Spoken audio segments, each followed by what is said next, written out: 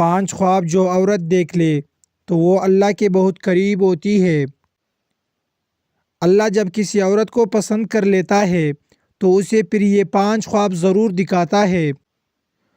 وہ 5 خواب کون کون سے ہیں اور وہ خوش نصیب عورت کون سی ہے جو اللہ کے بہت قریب ہو جاتی ہے، جس کو اللہ نے چن لیا ہوتا ہے۔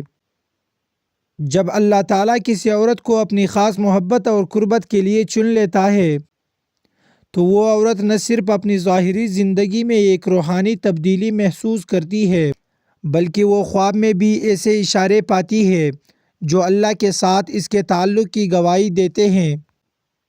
یہ خواب محض خیالی یا عام تصورات نہیں ہوتے بلکہ یہ اللہ کی طرف سے خوشخبری اور اس کی رضا کے آثار ہوتے ہیں۔ وہ عورت جو یہ خواب دیکھتی ہے در حقیقت ان خوش نصیب لوگوں میں شامل ہوتی ہے جنہیں اللہ نے اپنی خاص بندگی کے لیے چن لیا ہوتا ہے۔ آئیے ان 5 خوابوں کو تفصیل سے بیان کرتے ہیں۔ وہ عورت جو اللہ کے بہت قریب ہوتی ہے، جسے اللہ نے چن لیا ہوتا ہے، اسے جو 5 خواب دکھتے ہیں ان میں سب سے پہلا خواب روشنی یا نور کا خواب۔ پہلا خواب جو اللہ کی رضا کا اظہار کرتا ہے وہ روشنی یا نور کا خواب ہوتا ہے۔ یہ خواب کسی روشنی کی کرن آسمان سے اترتی ہوئی چمک یا کسی نورانی شخصیت کو دیکھنے کی صورت میں ہو سکتا ہے۔ اس خواب کا مطلب یہ ہوتا ہے کہ اللہ نے اس عورت کے دل کو پاکیزگی اور اپنی محبت کے نور سے منور کر دیا ہے۔ یہ خواب اس بات کی علامت ہے کہ وہ عورت اب گناہوں کی تاریکی سے نکل کر اللہ کے قریب کی روشنی میں داخل ہو چکی ہے۔ یہ نورانی خواب اس کے دل کو مزید پاکیزہ اور اللہ کی عبادت کے لیے راغب کر دیتا ہے۔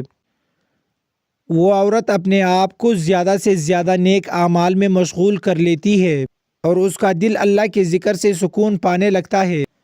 اس خواب کے بعد اس کی زندگی میں واضح روحانی ترقی دیکھنے کو ملتی ہے۔ وہ عورت جو اللہ کے بہت قریب ہوتی ہے، جسے اللہ نے چن لیا ہوتا ہے، اسے جو 5 خواب دکھتے ہیں ان میں سے دوسرا خواب کعبہ یا خانہ کعبہ کا خواب۔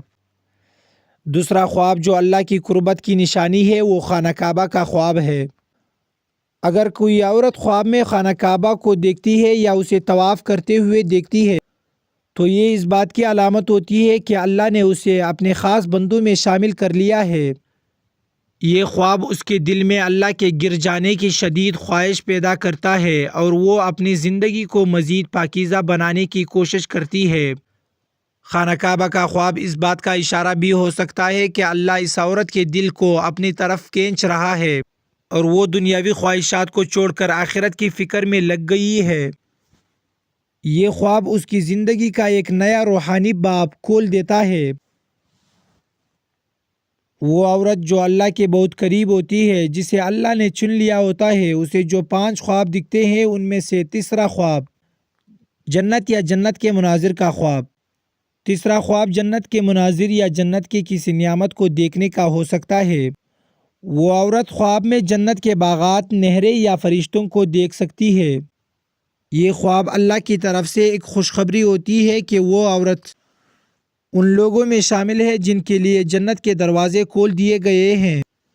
یہ خواب اس بات کا اظہار ہوتا ہے کہ اس کے اعمال اللہ کی بارگاہ میں قبول ہو رہے ہیں۔